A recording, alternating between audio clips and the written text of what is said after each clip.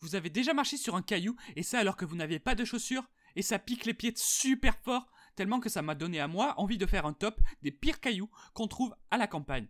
En plus, comme c'est les vacances, vous êtes sûrement à la campagne, sauf pour toi dans le fond, qui a pas le droit à des vacances parce que tes parents ils sont trop pauvres. Thanks Obama. Mais tu peux toujours trouver des cailloux dans un parc ou avec de la chance sur un trottoir, à côté d'un lampadaire.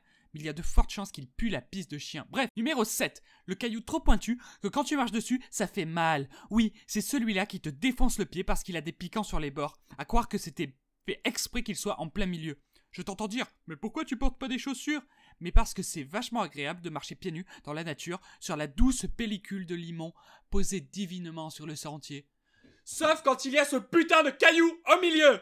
Et c'est pas le seul à être au milieu, il y a aussi le caillou qu'on sait pas comment il est arrivé là, mais que définitivement il prend trop de place, que t'as la flemme de le déplacer, et que c'est la voiture qui essaiera de s'aventurer trop loin qui crèvera son pneu dessus.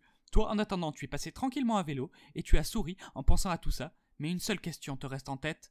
Comment ce caillou s'est retrouvé là? 5. Celui qui est trop au milieu que c'est vraiment fait exprès. Parfois, il y a des endroits trop bien où tu t'imagines facilement pique-niquer avec l'élu de ton cœur et où vous allez vous allonger côte à côte à regarder les nuages. Et en fin de journée, vous allez vous embrasser dans une sorte de moment magique. Mais voilà, non, il y a ce gros caillou délibérément posé là pour anéantir tous tes espoirs d'amour dans la vie. Quel monde cruel. 4. Il y avait le caillou pointu, il y a aussi le caillou trop rond, tellement poli qu'il te demande gentiment si tu pourrais, par hasard, par toute éventualité, et sans vouloir te déranger, s'il te plaît, essayer de marcher juste à côté pour éviter, mais ça serait pas grave, qu'il s'enfonce dans la terre et qu'on l'oublie tellement il est rond. Oui, même chez les cailloux, il y a de la discrimination injuste envers les trop ronds, qui aimeraient devenir plus plats. Ou pas, parce que les cailloux trop plats, on les connaît tous. C'est eux qu'on trouve au bord de la rivière et qu'on essaie désespérément de lancer pour faire des ricochets, mais on n'y arrive jamais, alors on se met à lancer ça n'importe comment pour essayer de faire des gros plash et ça nous éclabousse. 2. C'est ce caillou que tu as trouvé dans l'eau et que tu es obligé de lancer parce que tu trouvais plus de cailloux trop plats et qui est vraiment sale et qui te salit les doigts, et qui est plein d'algues et qui glisse tellement que t'arrives même pas à le tenir. Et numéro 1, le caillou qui te sert à tenir ta bière. Celui-là est juste magique. Tu le trouves sur le bord, comme par hasard, et il retient la bière, et il évite que ta bière s'étale, coule sur ta jolie nappe.